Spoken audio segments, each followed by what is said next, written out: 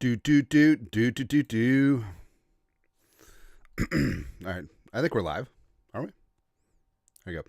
What's going on, Jerome's? It's a beautiful Monday, legal tampering live stream. We're already 8 hours into legal tampering, and there's been stuff and some things and some stuff that went down. So thank you everyone for coming aboard. And here's what's so funny. Here's what I don't understand. So the salary cap jumped up a lot this year. It was a big time jump. Vikings have a ton of cap space, and also this is not a fantastic free agent class. Now, there's some players that could and should help the Vikings for sure, but in terms of like overall strength of a free agent class, this isn't great. And you're seeing crazy money flying around at players that are good. So, tier 3 players are getting tier 1 money. And I'm frankly shocked at the price tag of some of these players. Do they deserve it? I mean, they're in free agency at the right time when teams have to spend, right? They got the money. They have to spend it, stay ahead of the salary floor and all that stuff. But I don't know. Like, I understand that Vikings fans are upset. It was like, oh, all these players are getting signed. I think the Vikings are in a perfect spot. I truly do think that the Vikings are set up. They're revved up, ready to go. And the losses, don't mind. The signings are great and also at great prices. So I understand the frustration, bitching and moaning. All these other players are getting signed for insane money, but let them. Everyone is celebrating the Bears offseason so far. I think it's terrible, and I think that they're going to get bit in the ass, right? And also, a lot of these major contracts, I don't think are going to last more than a year or two. I think a lot of them are going to get ripped up because players are not worth $20 million per year. Well, certain players aren't. The market is the market, and you're worth whatever teams are willing to pay. But I don't know. I don't know, man. Like, yeah, Ethan Griffith, Aaron Banks for $19 million. So you're signing a guard who literally cannot pass block for $19 million. That's what you're jealous of? No, it's an honest question. Is that what you're jealous about? Teams are spending large money on players that cannot play. Right? Look at the Bears. Joe Thuney, he's great. He's old. And also he's going to get a new contract for probably $20 million per year. Jonah Jackson literally cannot pass block. All right, so they're going to pay him $17.5 a year.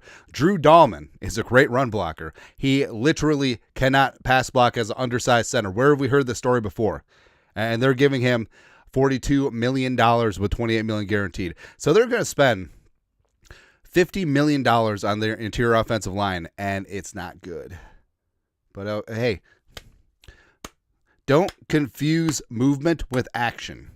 All right, so the Vikings, I'm really fired up with how the Vikings free agency has gone so far. We'll get into it. If you got a question or a comment, toss a couple bucks in the super chat. All right, so first up, Tim Lindsay, $5. Thanks for going live, Andy. How nervous should Bradbury be right now? Nervous. He gonna be gone.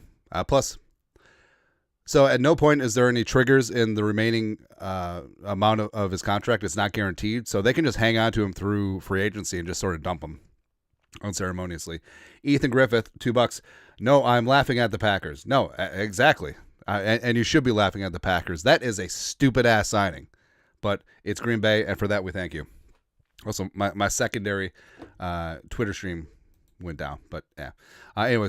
This is pure Quasi ball right now.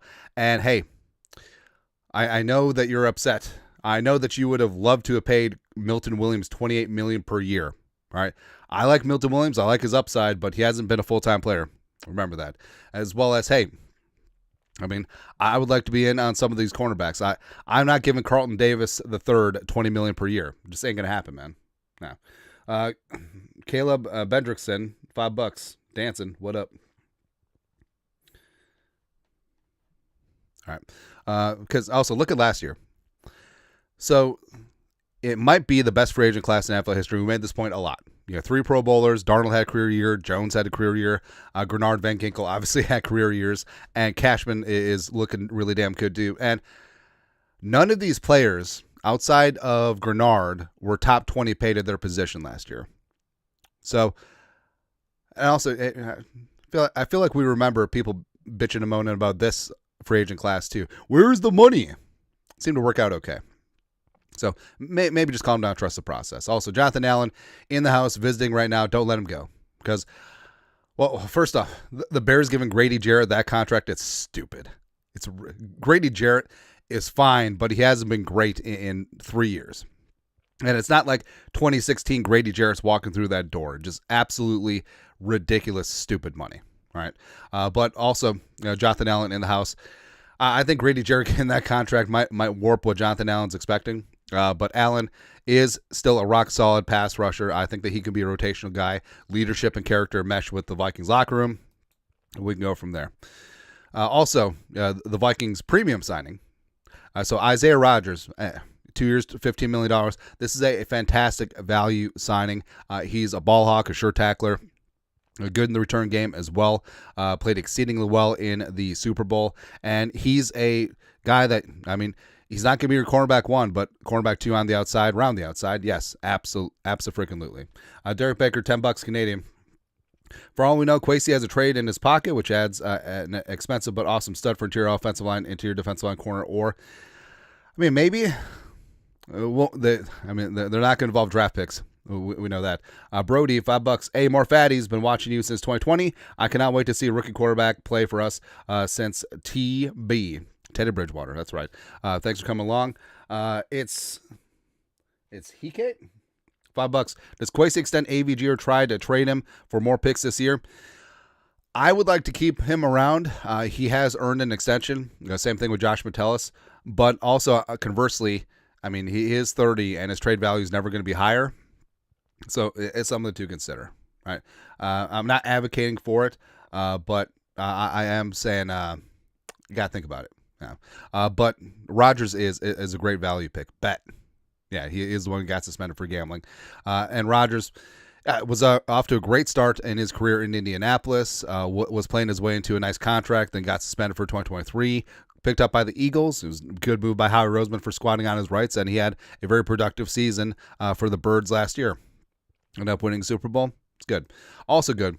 So slinging Sammy Darnold, a.k.a. America's quarterback. It's actually a 3-year, $105 million deal, $55 million guaranteed. It's a good landing spot for him, even though they got rid of DK and Tyler Lockett. I mean, although I sort of feel bad for Sam because he literally found one of the only teams that has a worse interior offensive line than the Vikings.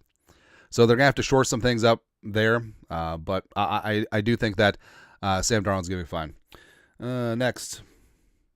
B Small, $2. Thoughts on Bubba Bolden signing? I never heard of him. So, yeah, the premium signing, Bubba Bolden. We didn't have a graphic up, but Bolden was a highly recruited dude. He was high school teammates with Jalen Speedy Naylor. Was at USC. Went to the University of Miami. Tested pretty well, but went undrafted. I had a cup of coffee in the league. Ended up in the UFL, but basically is just a camp body with a little bit of upside. It's not anything that's going to move the needle. Speaking of not moving the needle, Nick Mullins ended up in Duval. Johnny Munt ended up in Duval. Patrick Jones II ended up in Carolina. And Cam Beasley-Bynum ended up with the Colts. And wouldn't mind having Bynum back, but, I mean, Beasley got paid. 4-year, $60 million deal, $50 million per year. Yeah, we got to respect that. And then, speaking of the Colts, the man of the hour, Ryan Kelly, from Justin to Kelly, getting his 2-year, $18 million deal done. Absolutely rock solid. Do have some injury concerns, but this does spell the end for Garrett Bradbury. And the Vikings saved $3.622 million by moving on from Bradbury. And they're not moving him to guard. Like, Bradbury hasn't played guard since 2016. Obviously, Ryan Kelly, he picked him up to play center. Plus, Ryan Kelly has never played center at any point during his NFL career or during his time at Alabama.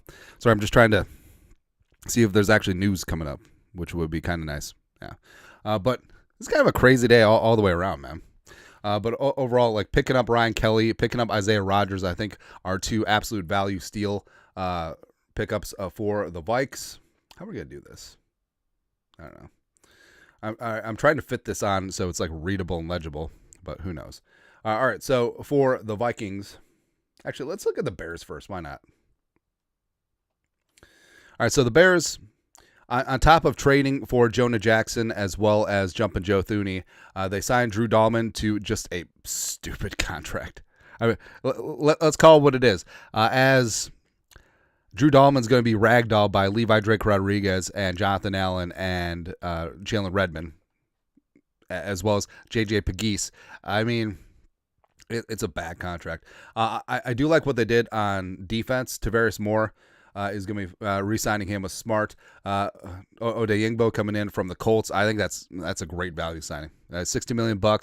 I think that's going to be good. Him and Montez Sweat along that defensive line. Again, the Grady Jarrett contract I don't get. So 3 years, $34.5 million. How much of that is guaranteed? Probably a lot. They gave Grady Jarrett $28.5 million guaranteed at age 32. Wow. Now, a sign of a well-constructed roster is that you're going to lose more free agents than you gain, and that's something that the Vikings did. So let's bring it up. Bring it up. All right, so the Vikings have lost. All right, so the Vikings lost Darnold, Mullins, Munt, Beasley, Patrick Jones. None of those are crazy, right? And also, they signed Isaiah Rodgers as well as Ryan Kelly. I don't have the comp pick information in front of us, but the Vikings are plus right now, probably looking at a third and a fourth. And also, Cam Robinson's going to get paid somewhere else. TBD what happens with Daniel Jones, what happens with Jonathan Allen, what happens with Byron Murphy Jr., because I think there's still a shot that Murph returns because of all the cornerback money. Let's look at that. Look at that. I mean, there was some insane cornerback money just flying around today. It's kind of awesome to see. All right. No, that's who I'm looking for. All right, so Carlton Davis III getting $20 million per year from the Patriots. Patriots went on a tear, man. And you notice, who are the teams that are spending up? Oh, yeah, the Patriots, the Bears, and the Panthers. 3 of the best franchises in the league. Now, free agency is a tax on teams that can't draft and develop well. And it just sort of is what it is. Now, yeah, I mean, the Vikings dipped into free agency last year. That's because they had to make up for the 2022 draft. It is what it is. But the cornerbacks-wise, so Carlton Davis getting paid, Travaris Ward getting paid by the Colts, which is great. Paulson Debo, DJ Reed got theirs as well. And it could be a spot, too, where a lot of the cornerback money is drying up. And I think it's a spot where Murph might end up being a game of musical chairs, and Murph just ends up back with the Vikings because there may have been some significant offers out there, but if all the teams went in a different direction, I mean, where's the money going to be? And it's clear that Murph and the Vikings want to work something out. I think the Vikings are fine having Murph explore the market a little bit, sort of price himself. So I'm actually pretty hopeful that Byron Murphy Jr. Runs it back with the Vikings, and I would not mind that one at all. Also, it's funny that we're waiting on Daniel frickin' Jones to make his damn decision on where he's going to play. It's either going to be the Colts or it's going to be the Vikings. And also TBD what's going to happen with Aaron Rodgers. So a lot of people are tying Rodgers to the Steelers. I actually think something crazy is going to happen. I think that could the Steelers just trade for Kyler Murray? That would be great. That'd be freaking awesome. I would love that. Not going to lie. All right. But yeah, the cornerback market's been pretty insane. In terms of, let's look at the Patriots. I mean, the Patriots went hard in the paint. All right, so Milton Williams.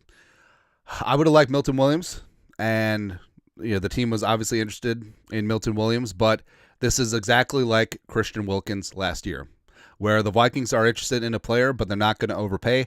And frankly, I respect the hell out of that. Because a good way to torpedo your team and your cap and your dead cap for future years is to bring in a free agent who you do not know is going to fit in your locker room culturally. You do not know if he's going to fit on your team schematically, but you're gambling and you're putting up a big-time contract with big-time guarantees hoping that it works out. Sometimes it doesn't, and sometimes you got to rip up that contract, eat that dead cap. It's not good. Now, I would have been fine with Milton Williams up to like 22. Same thing with Christian Wilkins last offseason before the Raiders came in stupid money. But, I mean, I'm fine. Like, hey, if you're going to come out and just pay Milton Williams insano money, go ahead. And also Carlton Davis, Landry. I mean, they did not have to give Landry that much cash.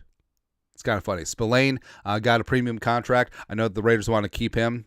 Our guy Kyrus Tonga is all up in the building. It's good times, man. Morgan Moses got some decent coin as well going from the Jets to the Patriots. But this is what you have to do when you're a bad team. Is that, hey, you got a lot of players that don't work out. You're going to end up having a lot of cap space, especially if you don't have a quarterback on a premium contract. That's exactly what the Patriots are right now. So they're spending up because they have to. And also going back to the Bears. So the Bears tossing out just tons and tons and tons and tons of money.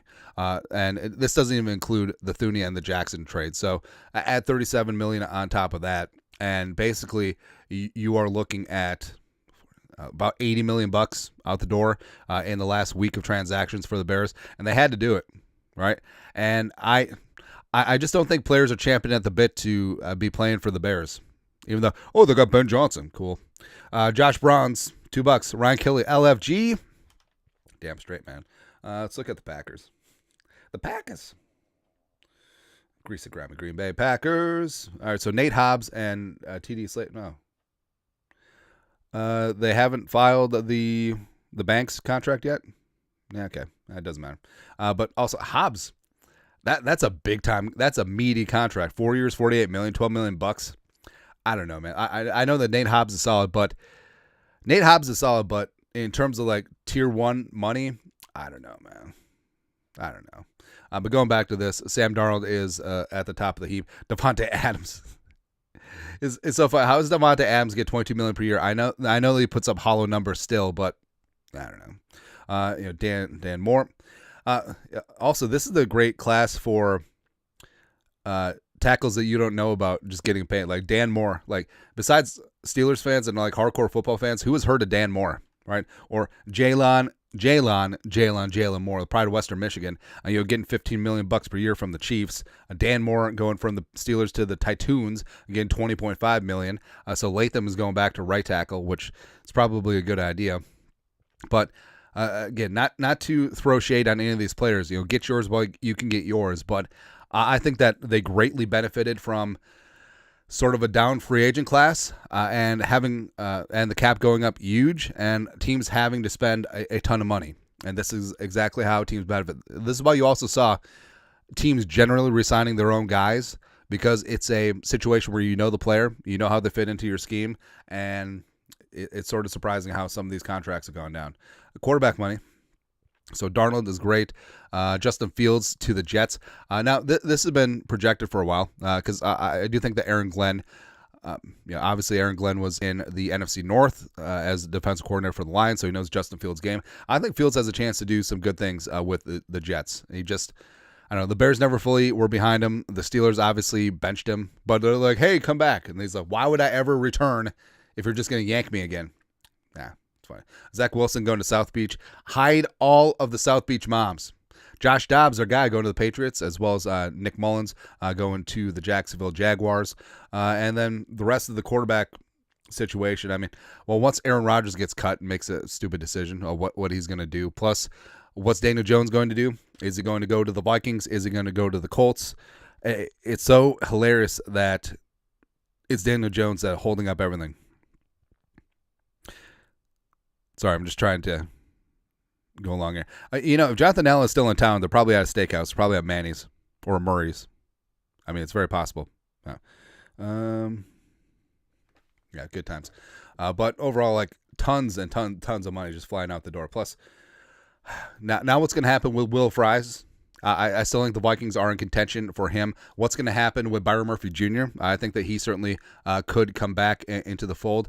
Also, reportedly, the Vikings were in on Jevon Holland, who still is out there hanging out. Actually, let's see who's still available.